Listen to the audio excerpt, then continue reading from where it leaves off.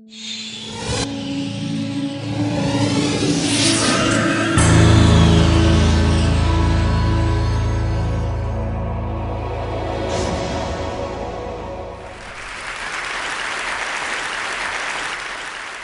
woke up in the middle of the night with the sound of heavy explosion. It was deep at night. I do not remember what time it was. I just remember the sound was so heavy and so very shocking.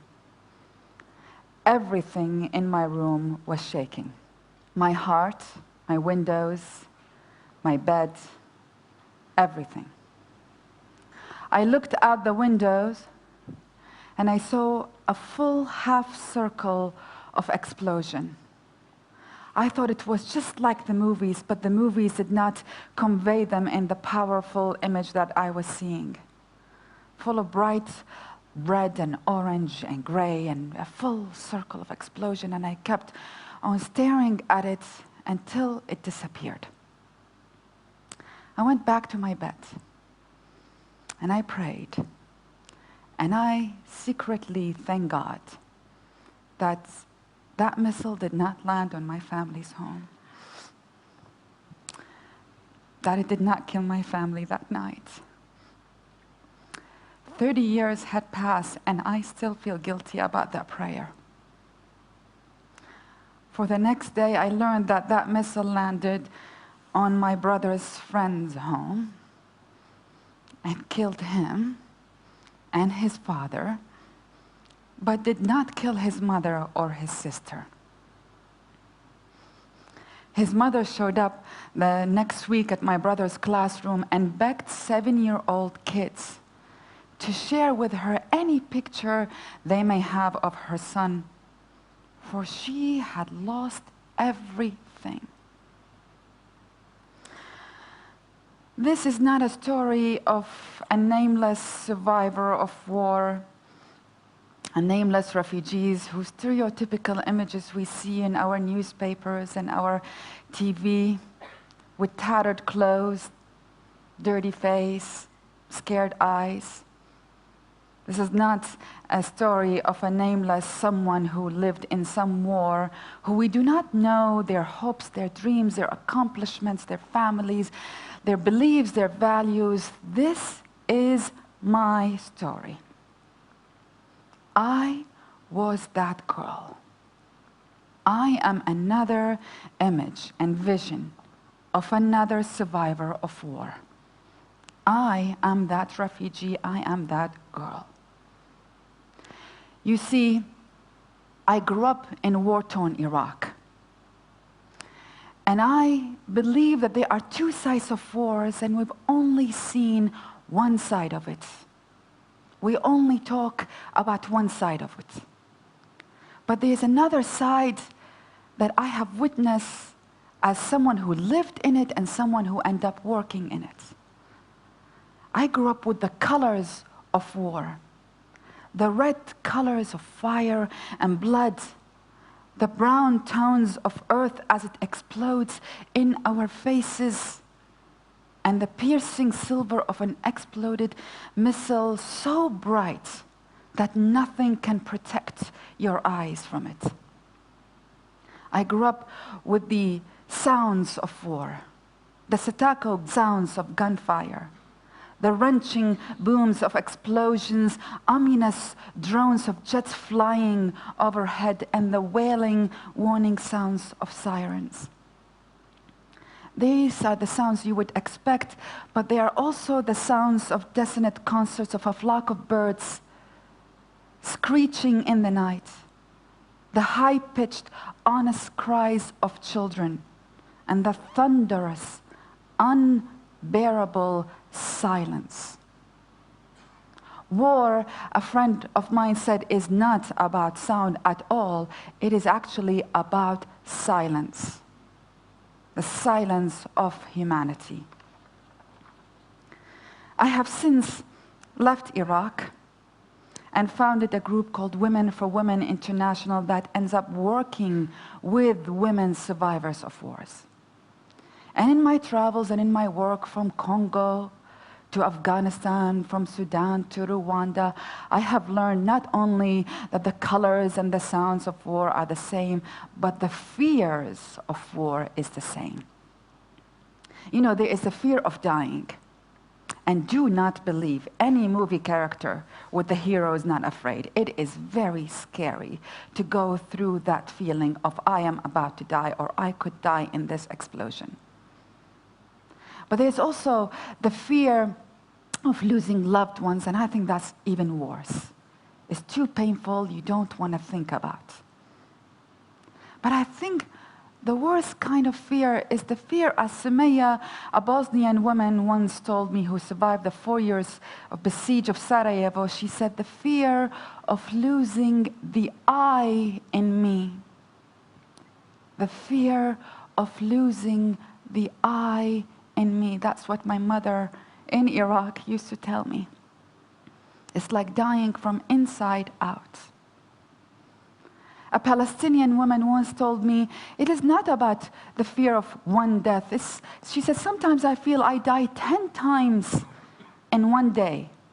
As she was describing the marches of soldiers and the sounds of their bullets, she said, but it's not fair because there is only one life and there should only be one death. We have been only seeing one side of war. We have only been discussing and consumed with high-level preoccupations over troops levels, drawn-down timelines, surges and sting operations, when we should be examining the details of where the social fabric has been most torn, where the community has improvised and survived and show acts of resilience and amazing courage just to keep life going.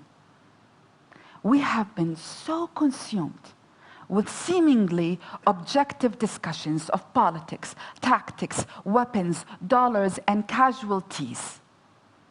This is the language of sterility.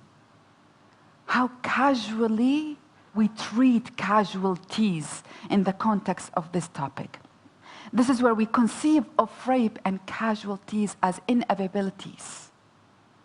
80% of refugees around the world are women and children. 90% of modern war casualties are civilians. 75% of them are women and children. How interesting.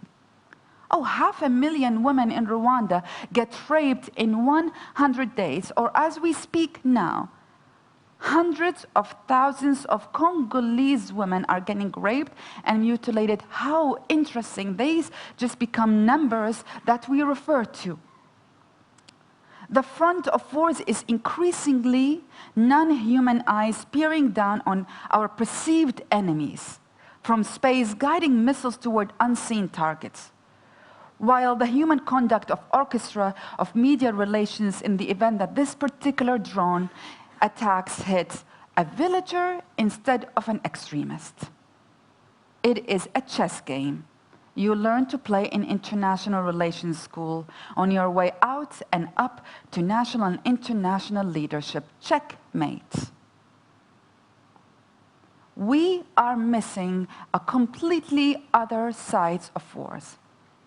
We are missing my mother's story, who made sure with every siren, with every raid, with every cutoff of electricity, she played puppet shows for my brothers and I, so we would not be scared of the sounds of explosions.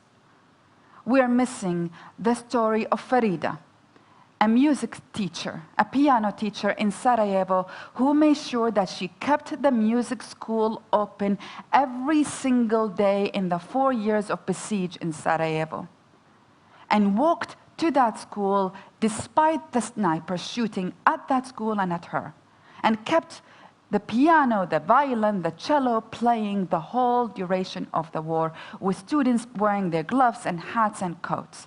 That was her fight. That was her resistance. We are missing the story of Nuhaya, a Palestinian woman in Gaza, who the minute there was a ceasefire in the last year's war, she left out of home, collected all the flowers, and baked as much bread for every neighbor to have in case there is no ceasefire the day after. We are missing the stories of Violet, who, despite surviving of a genocide in the church massacre, she kept on going on, burying bodies, building homes, cleaning the streets. We are missing stories of women who are literally keeping life going in the midst of wars. Do you know that people fall in love in war and go to school and go to factories and hospitals and get divorced and go dancing and go playing and live life going? And the ones who are keeping that life are women. There are two sides of war. There is a side that fights, and there is a side that keeps the schools and the factories and the hospitals open. There's a side that is focused on winning battles, and there is a side that is focused on winning life. There is a side that leads the frontline discussion, and there is a side that leads the backline discussion. There is a side that thinks that peace is the end of fighting, and there is a side that thinks that peace is the arrival of schools and jobs. There is a side that is led by men, and there is a side that is led by women. And in order for us to understand how do we actually build lasting peace, we must understand war and peace from both sides.